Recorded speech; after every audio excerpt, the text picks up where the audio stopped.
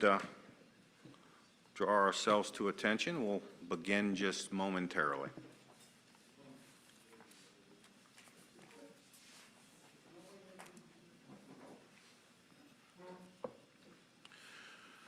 Well, good morning, and welcome to this public meeting of the University of Pittsburgh Board of Trustees.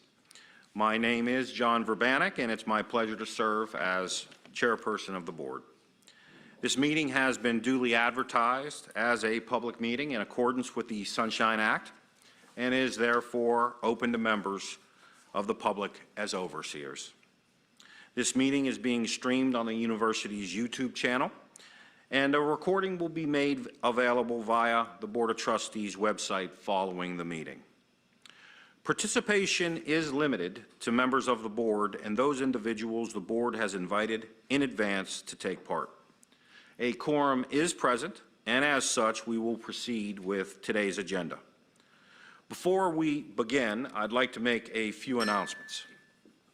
First, I'll ask that the meeting minutes reflect that on December 18th, 2025, the Board of Trustees met in executive session, as permitted by the Sunshine Act, to discuss matters related to performance and compensation of university officers. Second, there have been a few transitions on the board since our last meeting. Art Rooney has chosen to resign from the board in order to dedicate additional time to other priorities, most notably his service now as chair of St. Vincent's College Board of Directors, as well as his ongoing involvement in the community. I think there's an NFL draft coming up shortly as well. We thank Art for his service to the board and for his long-standing generosity to this university, and it's something that I know that will continue into the future. He has had a great commitment to his alma mater, so I wanted to thank Art. We also want to welcome a new Commonwealth trustee. Senate President Pro Temp Kim Ward recently appointed Michael Danovitz to the board. For those of you who may not know Michael, he is a founding partner of Ekman and Danovitz, a public accounting firm specializing in individual taxes and estate planning. And I'd like to ask my colleagues in joining me in giving Michael a warm welcome.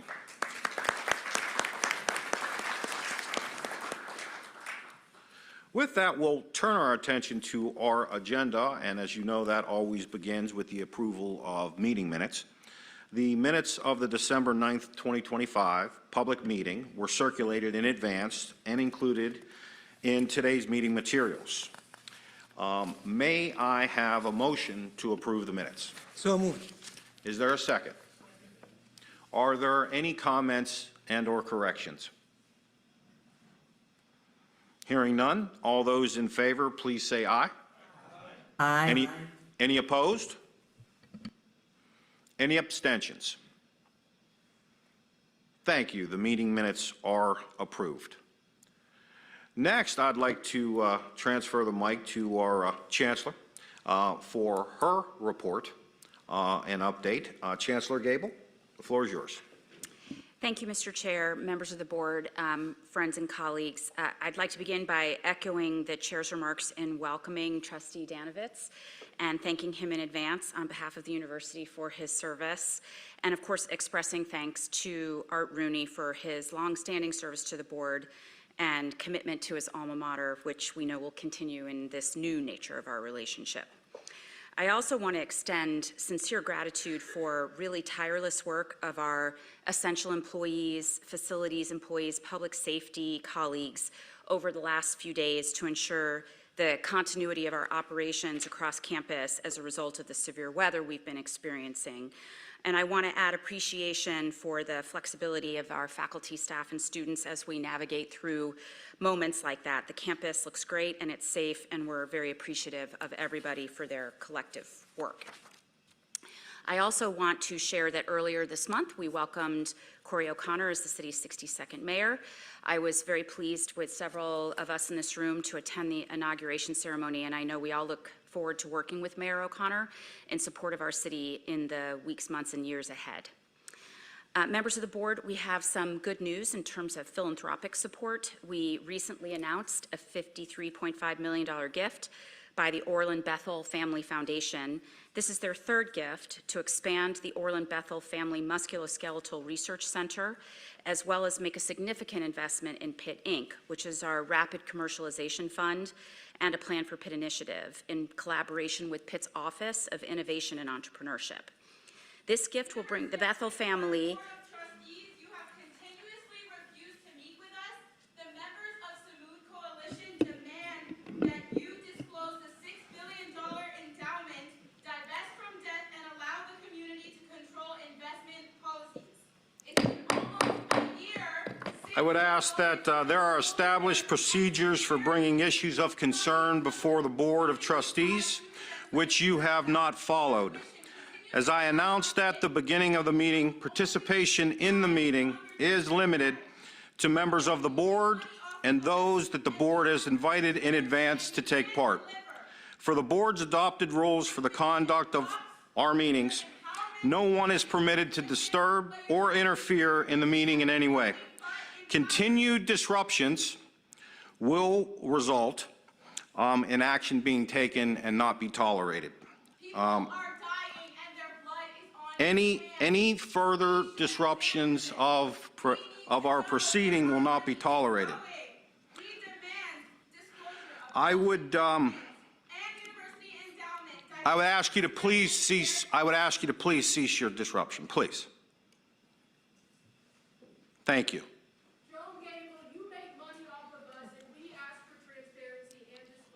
I would ask you to please cease your disruptions as we have to continue our business. If you do not, I will ask public safety to remove those who are disrupting the meeting from this room. Public safety, will you please have the individuals removed?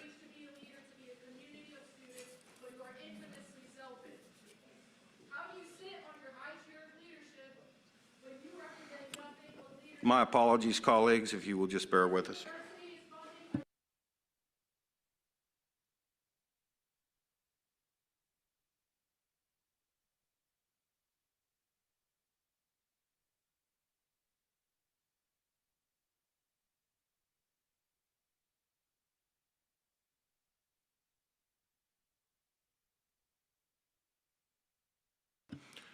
Thank you for your forbearance, Chancellor.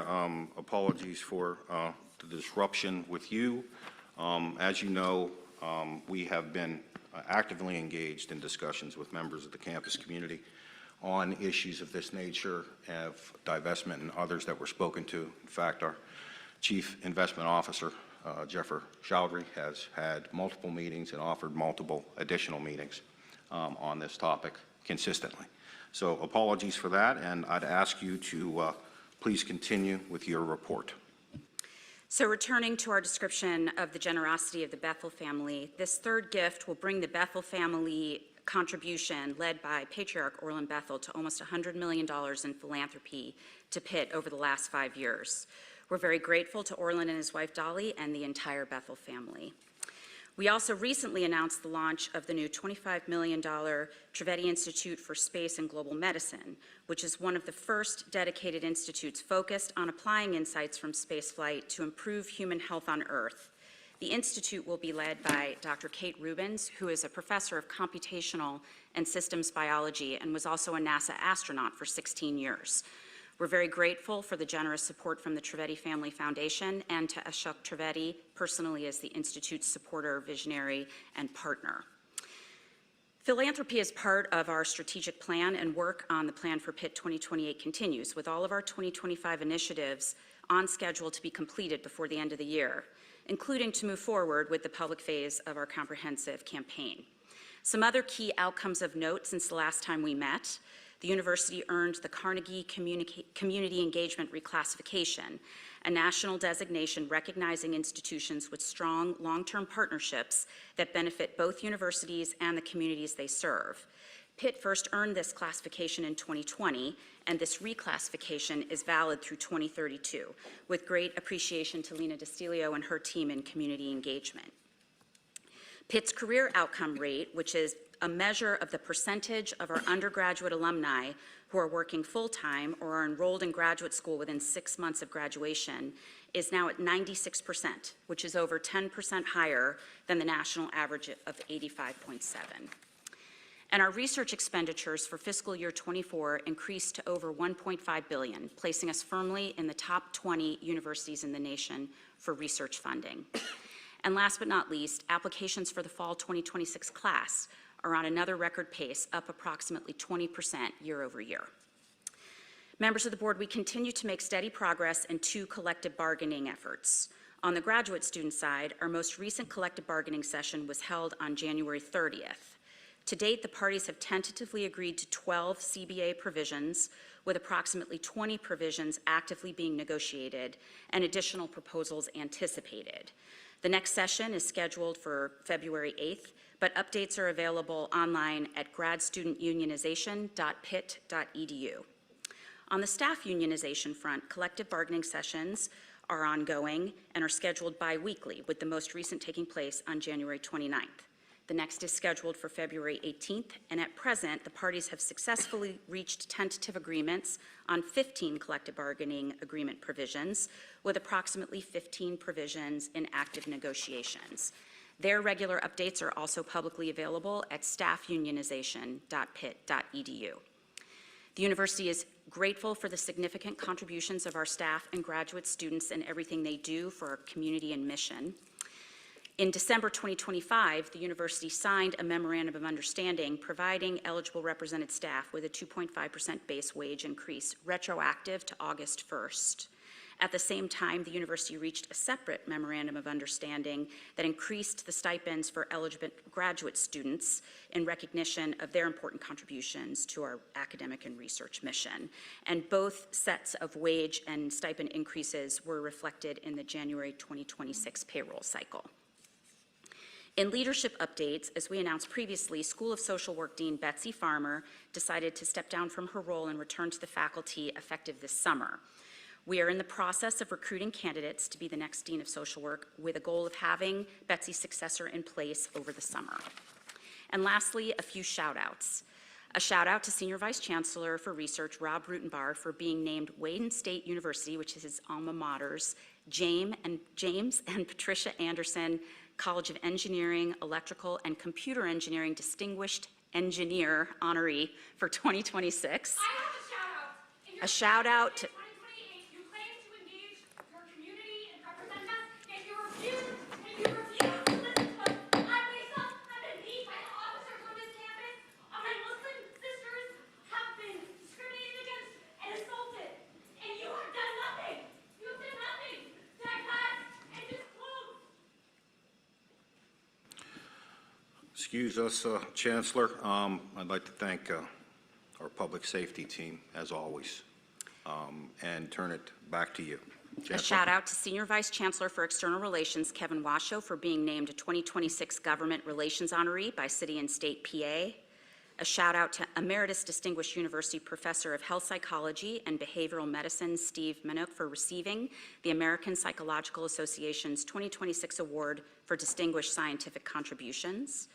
A shout out to Associate Vice Chancellor for Research for STEM Health Sciences Collaborations, Rory Cooper, and HURL, which is Pitt's Human Engineering Research Laboratories, for being included in the Department of Veterans Affairs 250th Anniversary USA virtual exhibit. A shout out to Master in Public Administration student David Bilger for receiving the Outstanding Student Award from the American Society for Public Administration. A shout out to the 9 Pitt leaders and affiliates that were recognized by the New Pittsburgh Courier's Women of Excellence, including from our faculty and staff, Sarah Ashmeg, Kyan Connor, and Tiffany Gary Webb. And a shout out to Pitt Volleyball's Olivia Babcock, who was named the Honda Sport Award winner for volleyball for the 2nd straight year. She's only the 5th volleyball player in Collegiate Women's Sports Awards history to earn the honor twice. A shout out to Pitt Panther great Aaron Donald for being elected to the College Football Hall of Fame for the class of 2026. And lastly, a shout out to Pitt's Instagram account for hitting the 100,000 follower milestone. And with that, Mr. Chairman, I'll conclude my report. Thank you, Chancellor, for that update and timely report. Are there any questions or comments for the Chancellor? I see the Chairman of our Budget and Finance Committee, Trustee Togg, please, sir. Thank you. Just two comments. Chancellor and Chairman, I really appreciate the opportunity for you to host us at the new Recreation and Wellness Center last night. And I was really pleased to hear from the director the high utilization of that facility.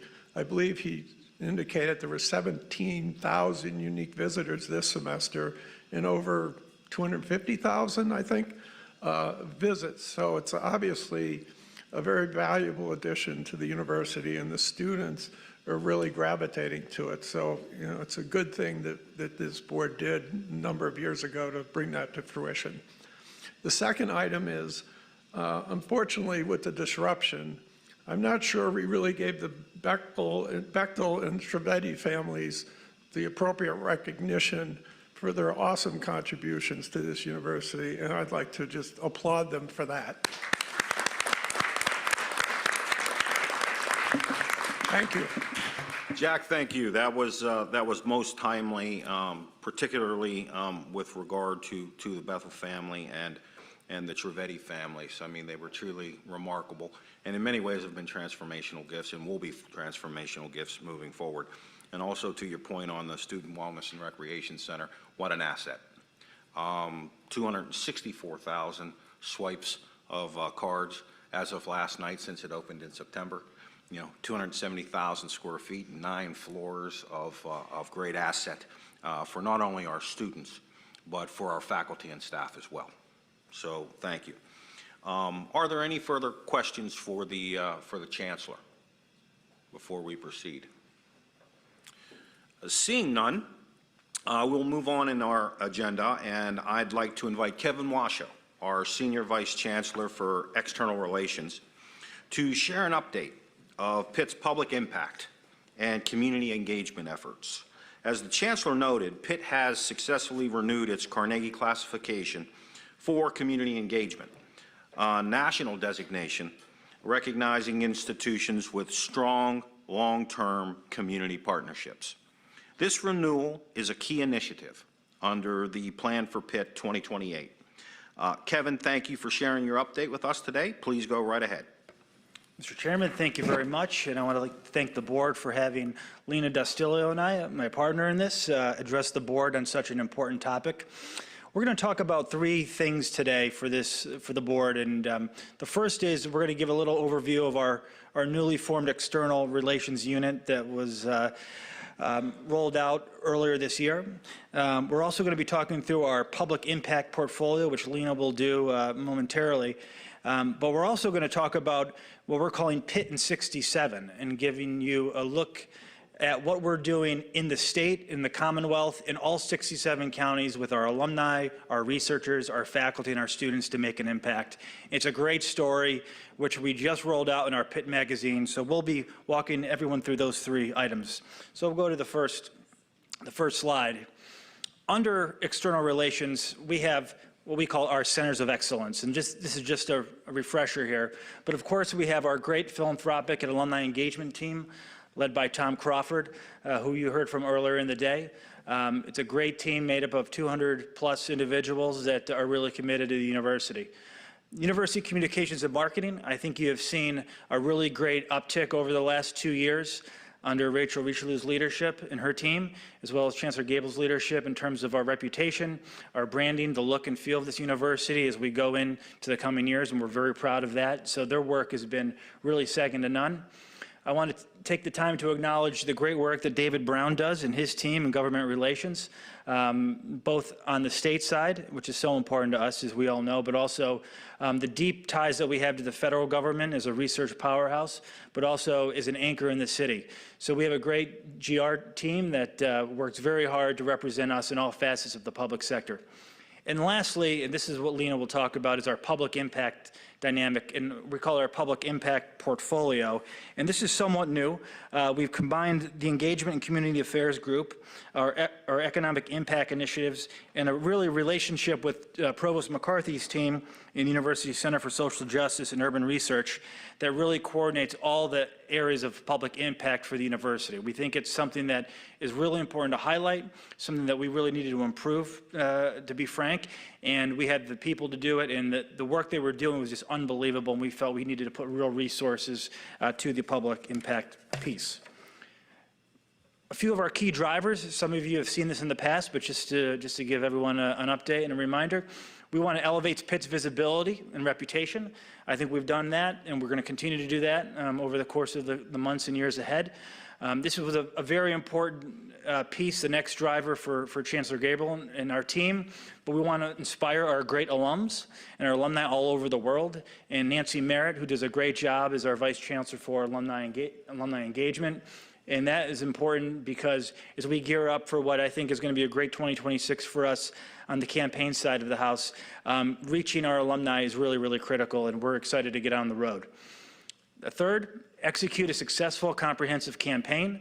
I think we talked about this in the past. We know what those transformational results.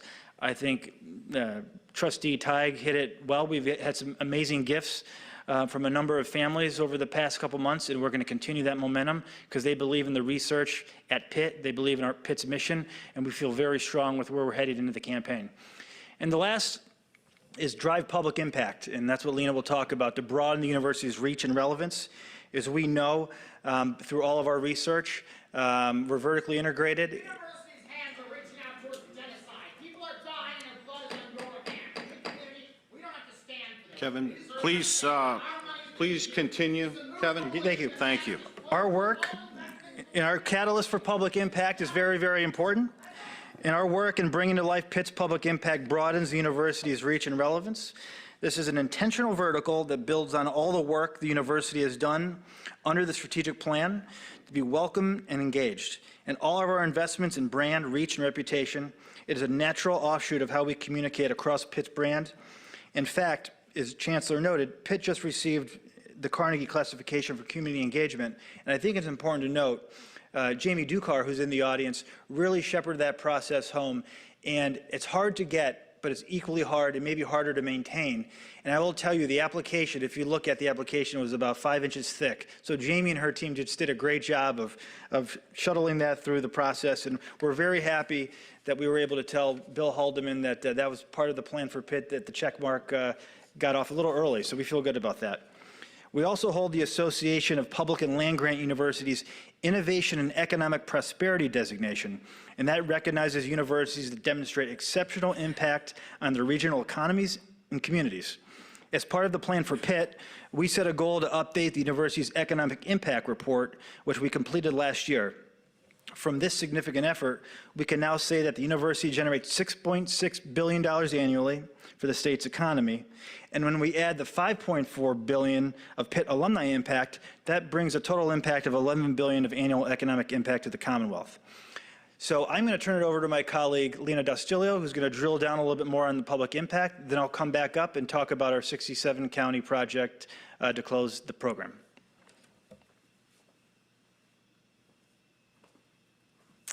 Thanks, Kevin, and good morning.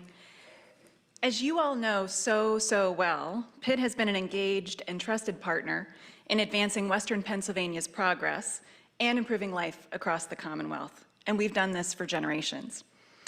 Though our activities are almost countless, we can translate them into 4 clear areas of impact. First, Pitt is an engaged partner in public problem solving. We mobilize our teaching and our research mission to work alongside communities, government agencies, and industry on real-world challenges. From our Pittsburgh-based community engagement centers to Pitt Bradford's new Center for Rural Engagement, Pitt has invested in durable ways to address challenges across the entire state. Second, we're an economic anchor for the Commonwealth. In addition to some of the economic impact figures that Kevin just shared, we buy, build, and hire locally. We support the development of almost 1,500 small and family-owned businesses every year. We spur community and economic development adjacent to our campuses, and we innovatively grow new industry segments to ensure our state's economic competitiveness.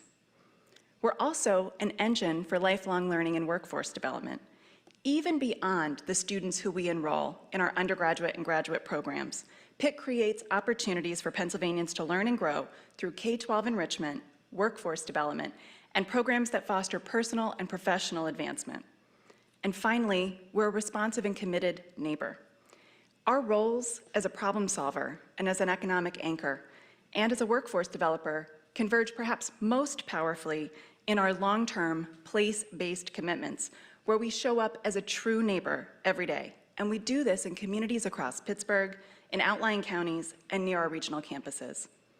External relations is focused on making Pitt's public impact even more visible.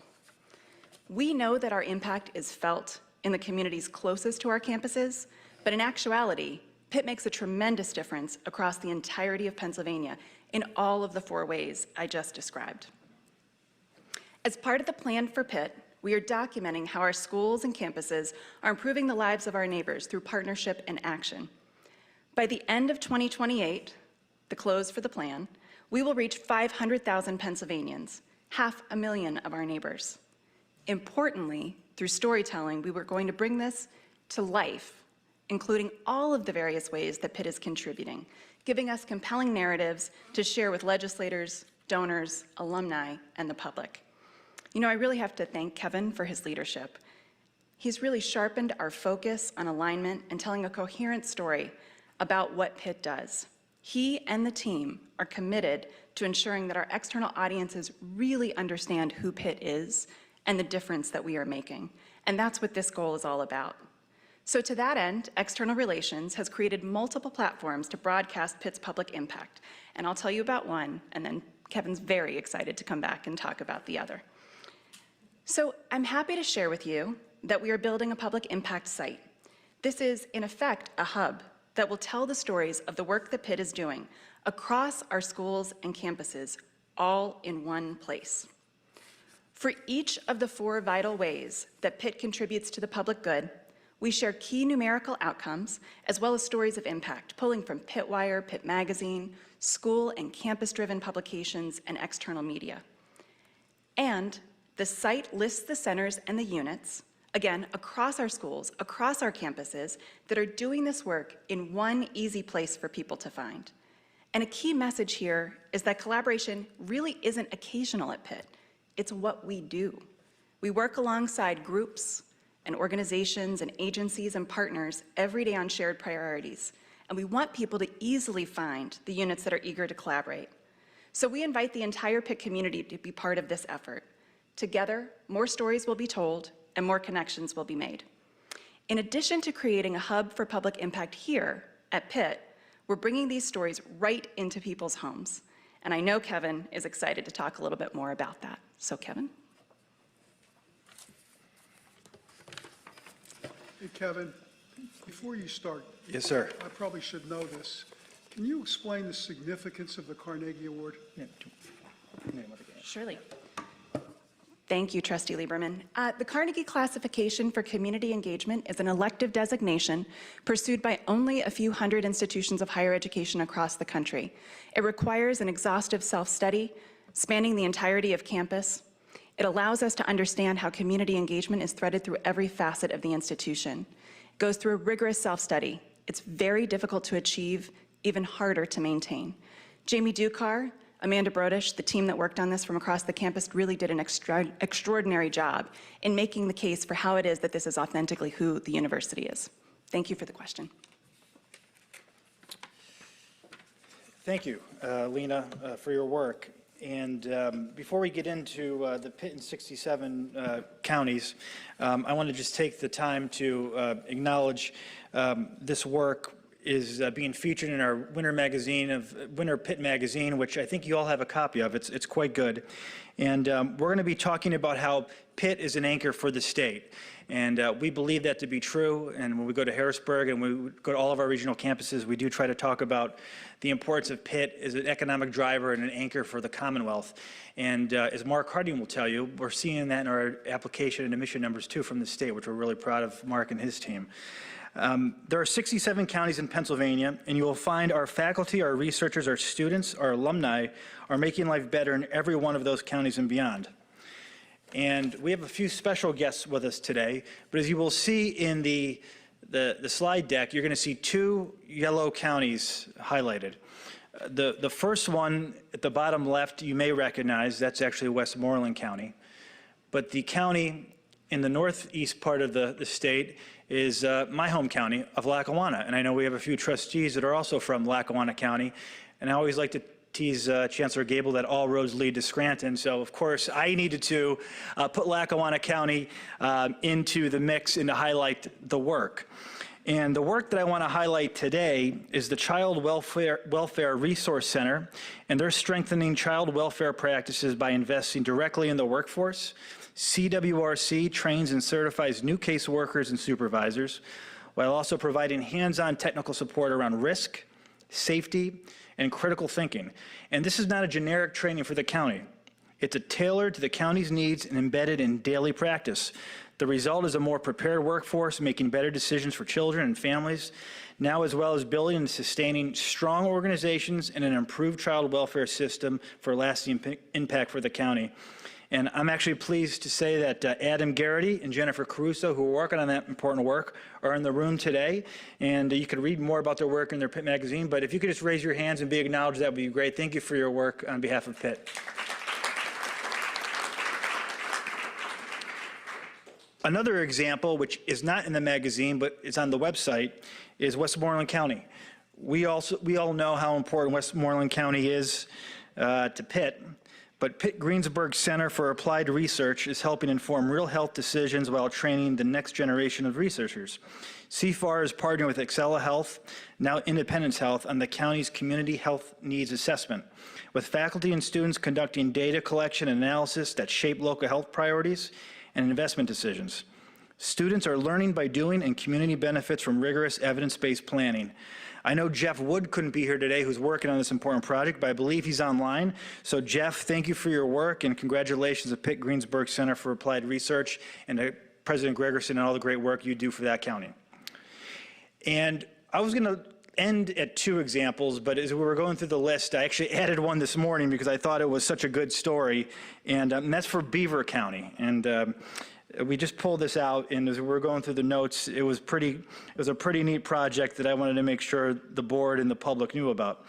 Pitt assists small and family-owned businesses all across the state, and for years we've actually done so in Beaver County. From mineral rights companies to Main Street retailers, and from supermarkets to photography studios, the University of Pittsburgh Small Business Development Center, SBDC, part of the Institute of Entrepreneurial Excellence under Evan Thatcher's great leadership, has supported more than 200 businesses in FY25 alone.